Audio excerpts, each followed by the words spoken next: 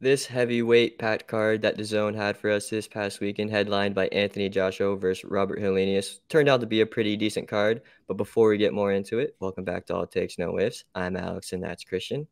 And like I said, it was a pretty decent card. AJ had a pretty decent showing. I would say the KO was definitely the highlight of the fight. But Christian, what were your thoughts on this fight?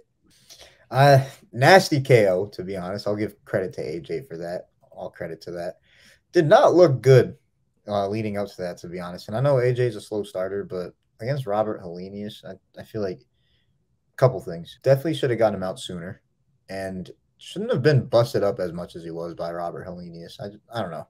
It's for Anthony Joshua, it's just like, I don't want to say it's like a sign of regression because honestly, the way he put him out was really, really quality, if you ask me. But I just feel like I don't know. AJ, I haven't seen much improvement. Like he looked a lot better in the second Usyk fight than this for sure. And obviously that's a different opponent, different stylistically, different approach. It's just this approach almost looked kind of lazy up until the knockout. Yeah, AJ is a slow starter sometimes. Also, Helenius taking this fight on such short notice too. Him having to scrap his whole game plan that could have had effect into this too. Probably Mm-hmm. did. And also Helenius, he kind of was a little more of the aggressor in the beginning round. So he kind of brought the fight to AJ, and AJ was just kind of honestly, I just feel like trying to look for that one punch the entire fight and finally landed it in the seventh round. Yeah, I could definitely see that. It's just Helenius, the way that he was put out by somebody who's in talks with AJ, I guess. The way that Deontay Wilder put Helenius out just made it look super easy. I feel like AJ definitely should have aimed for that a little more, I guess, but he got the job done at the end of the day and in good fashion. So credit to that for sure. But speaking of that other guy, I guess we'll get into what's next for AJ. And honestly, I think that is the fight to make for AJ, but not looking good for him. Yeah, I honestly agree with you. I mean, that is the fight to make next, but I just don't know if Joshua is ready for that. It is a nice win right here. They both did knock the same guy out, but I honestly just don't really see Joshua putting up too much. I don't want to say too much of a fight against Deontay Wilder, but I definitely see Wilder kind of having his way with AJ. Mm, yeah, I don't even know if I want to say having his way. Just yeah, I guess in the way of knowing that like yeah, I can land this right hand at any time. Because AJ's stiff as a board. I feel like when he's boxing, and it just feels like the head movement's not really anything like that. Wilder could definitely just time it up whenever he wants, almost. And it's not like Wilder's right hand is it's electric, but it's not the most technical right hand. So I don't know. It just doesn't look good for AJ. But AJ also has options. He's still kind of the cash cow of the heavyweight division. So it's A up to lot of him. options, to be honest. Mm-hmm.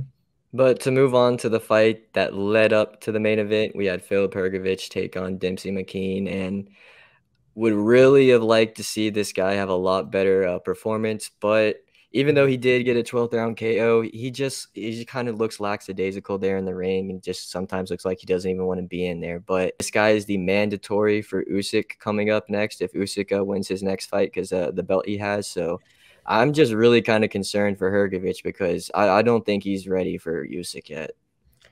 Yeah, true. Luckily, though, I feel like with his size and everything, if that were to happen, it'd be more of a schooling.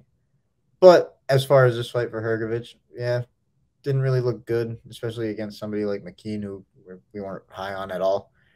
But got it done in the 12th round and out of nowhere too. To be honest, that definitely was a surprise and credit to that.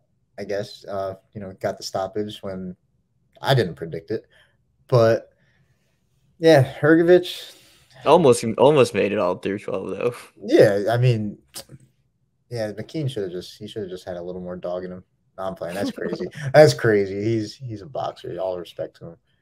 But Hrgovic, like you said, it's not gonna be good if he matches up against Usyk. And once Usyk, does do blah dirty, because that's definitely gonna happen. If he takes another mandatory in Hrgovic, I think it's just gonna be the same thing for Usyk. But Hrgovic definitely has a lot of room still to improve. I feel like I don't know. It's just his past couple of showings haven't been impressive, but he's definitely looked better in the ring before. Oh yeah, he's looked a lot better in the ring before. His power looked good at times too. I mean, Hmm. especially during the knockout, that right hand he had that put him out, and he hit him twice right there. So, I mean, he's got some good power and he's got some decent technical ability. His defense isn't the best, but I mean, this dude does have some raw power that can probably put almost anyone out. I wouldn't say anyone out, but most people.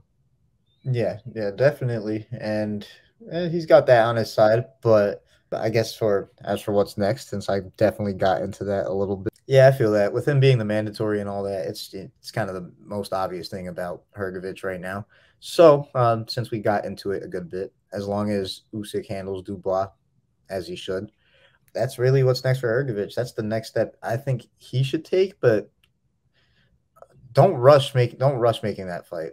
Like, definitely take the time he needs to polish up because like we said, Usyk could do him real dirty. But I don't know. At the same time, he's going for a world title opportunity, and yeah, he might bring his A game then. Might have the camp of his life then. Who knows? But yeah, it's funny because both fighters for what's next, the two guys we're talking about in this video, it's looking slow for them with what's next.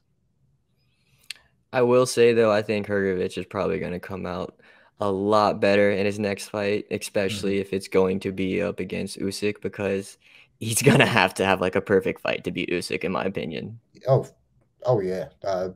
I don't. Even though he's bigger, I don't think he would knock Usyk out. I think Usyk's just too technically good to get caught like that, especially by He, Hrgovic.